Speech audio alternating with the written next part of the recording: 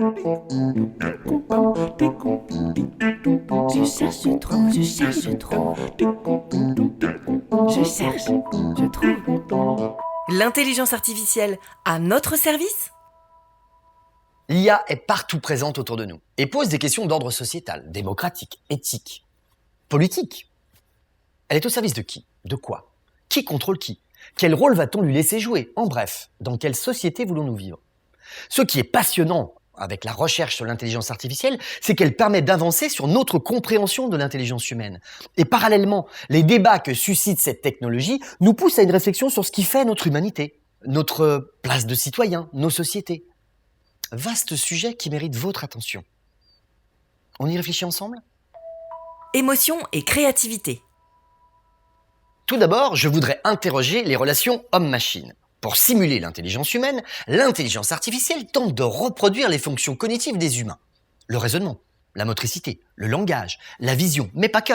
Faire preuve de créativité fait aussi partie de ces fonctions cognitives. Et aujourd'hui, à l'heure où je vous parle, des IA génèrent de la musique, des livres, des scénarios de films, de la peinture. Et même des pizzas.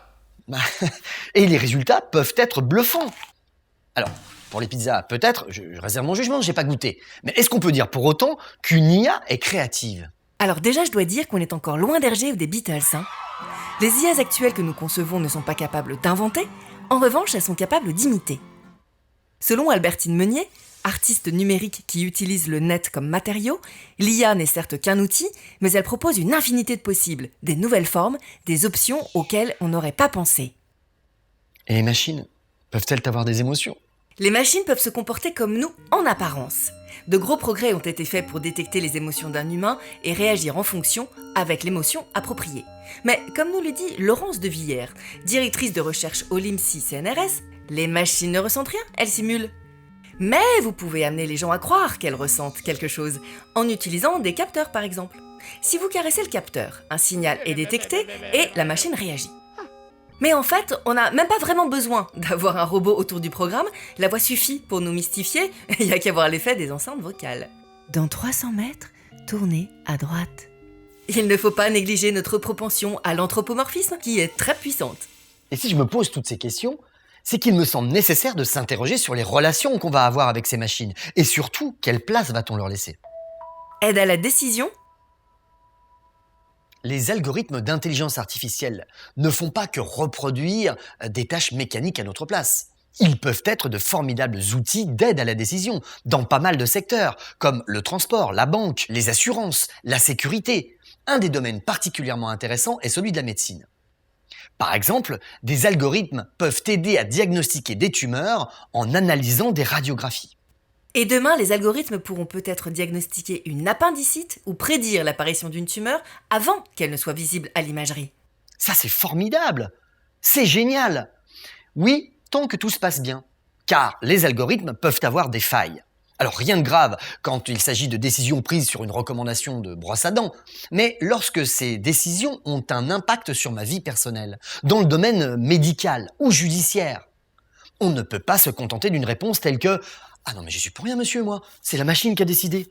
Non, il paraît indispensable de pouvoir fournir des explications et des justifications sur les recommandations qui ont été faites, ou les décisions prises, non ? C'est tout l'enjeu de ce qu'on appelle l'explicabilité. Or, la technique qui est la plus en vogue aujourd'hui, l'apprentissage par réseau de neurones profonds, ou deep learning, fonctionne un peu comme une boîte noire. On ne sait pas vraiment expliquer comment le réseau de neurones arrive au résultat, du moins d'une manière intelligible par un être humain. Alors, il y a des recherches pour rendre ces systèmes plus transparents, et d'ailleurs on fait d'énormes progrès dans ce domaine. Alexis Greenbaum, qui est philosophe des sciences CERNA, physicien CEA, nous explique qu'il est nécessaire de concevoir un système de telle façon qu'il sera toujours possible de remonter les chaînes causales qui ont mené à n'importe quelle action ou décision de la machine. Par exemple, en mettant un autre système apprenant qui nous explique ce que fait le premier système, ce qui donne une première approche de ce qui se passe à l'intérieur. L'effet boîte noire masque l'origine des biais. Ces biais proviennent des données ayant servi à entraîner le programme. Mais il est ensuite très difficile de l'analyser. Il faut des milliers et des milliers de données au programme pour apprendre. Comme on dit, il comprend vite, mais il faut l'expliquer longtemps. Des données pas assez nombreuses, pas assez variées, ou mal annotées peuvent conduire à de mauvais résultats. Par exemple, si on entraîne un algorithme à reconnaître un mouton dans une image. Mais et qu'on ne lui présente que des moutons noirs, il ne pourra pas reconnaître de moutons blancs. Et après, on traite l'IA de raciste. En fait, les données sont biaisées par nos propres stéréotypes. Et une machine entraînée avec des données biaisées reproduit ces biais sans même les comprendre. Mais Une étude publiée dans la revue Science en 2017 a montré qu'un grand nombre de biais existent dans le langage humain.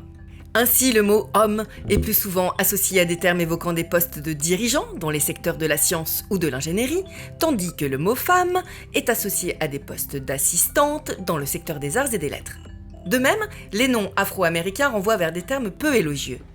Donc, si l'on n'y fait pas attention, lorsqu'il s'agira pour une IA de choisir une candidate ou un candidat pour un poste d'ingénieur, le CV d'une femme noire passera en bas de la pile. Serge Abitboul, qui est chercheur au département d'informatique de l'École normale supérieure, nous raconte une expérience étonnante qui a été faite en Israël. Ils se sont rendus compte que la probabilité d'être libéré en passant devant un juge était supérieure après déjeuner plutôt qu'avant. Ça me laisse songeur sur mes propres critères de décision, ça. Eh bien, heureusement qu'ils ont d'autres facteurs de décision que l'état de leur estomac.